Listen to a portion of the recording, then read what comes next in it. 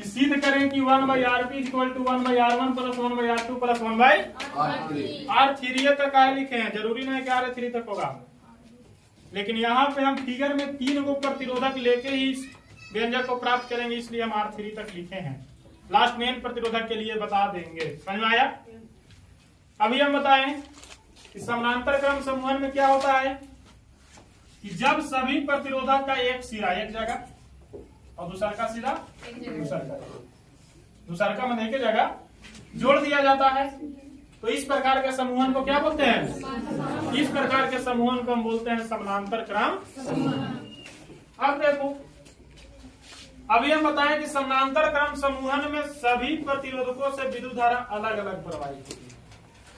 कहने का मतलब कि जैसे देखो, इसको V वोल्ट के बैटरी से जोड़े और बैटरी से जोड़ने के बाद आई विद्युत धारा प्रवाहित होने लगा। यहाँ पे आया तो कुछ विद्युत धारा एकरा में जाएगा, कुछ एकरा में जाएगा और कुछ एकरा में जाएगा। मतलब आई विद्युत धारा 3 भाग में बटा कि नहीं बटा? 3 भाग में बटा, I1, I2 और I3। यानी हम लिख सकते हैं I बराबर I1 प्लस I2 प्लस। यहाँ तक में किसी को दिक्कत नहीं? एकरा लिख देंगे समीकरण नंबर।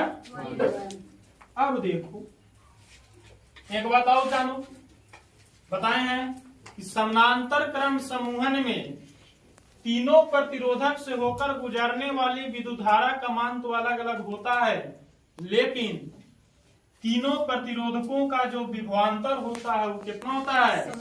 एक समान होता है। मतलब V वोल्ट के बैटरी से जो विभवांतर जा रहा है, तीनों में बराबर बराबर वोल्टेज, मतलब तीनों का वोल्टेज कितना रहेगा? V ही रहेगा। अब देखिएगा आगे, ओम के नियम से हम लोग क्या जानते हैं बाबू? ओम के नियम पढ़ा है ना? ओम के नियम से हम लोग जानते हैं V बराबर, अरे V बराबर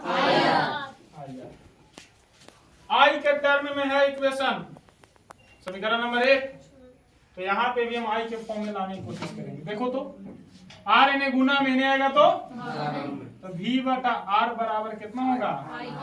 यानी I is equal to V बटा होगा कि नहीं होगा?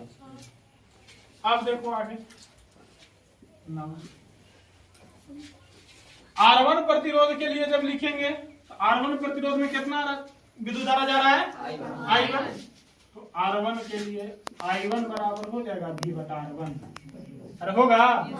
काहे कि V तो हमेशा बराबर है, इसमें बदल कौन रहा है? I1 और I1 बराबर V बटा, ठीक उसी प्रकार I2 बराबर V बटा और I3 बराबर V बटा। यहाँ तक में सबको समझ में आ रहा है? देखो तो I1, I2, I3 तीनों का मान हम रख सकते हैं समीकरण नंबर 1 में। तो लिखेंगे बाबू कि putting the value of equation 1, 2 and 3, putting the value of equation, putting the value of I1, I2 and I3 in equation number 1 में I1, I2 और I3 का मान इक्वेशन नंबर कौन में रखेंगे? 1। देखो तो I बराबर कितना है? इक्वेशन नंबर 1 क्या है बाबू? Y बराबर I1 प्लस I2 प्लस, यही ना है? देखिएगा यहाँ पे I बराबर I1 plus I2 plus I3। I का मान देखो यहाँ से कितना है? V बटा बराबर I1 का मान V बटा, I2 का मान V बटा और I3 का मान V बटा। क्या कॉमन लेंगे? देखिएगा कुछ कॉमन लेवल दिख रहा है। देखो यहाँ पे P हम लिख रहे हैं RP का है, क्या कि हम पैरेलल के लिए पढ़ रहे हैं। जब सीरीज के लिए पढ़ रहे हैं तो RS लिख रहे थे सभी प्रतिरोधों के लिए, और पैरेलल के लिए इक्विवेलेंट रेजिस्टेंस कितना हो जाएगा? RP। देखिएगा V कॉमन लेंगे, यहाँ बचेगा 1/R1 प्लस 1/, V से V खत्म तो बच गया 1/RP बराबर 1/R1 plus 1/R2 plus 1/।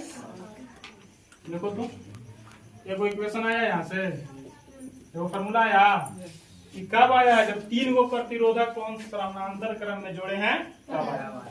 n प्रतिरोधकों के लिए जब n प्रतिरोधकों को समानांतर क्रम में हम जोड़ेंगे तो यही वाला आगे बढ़ जाएगा।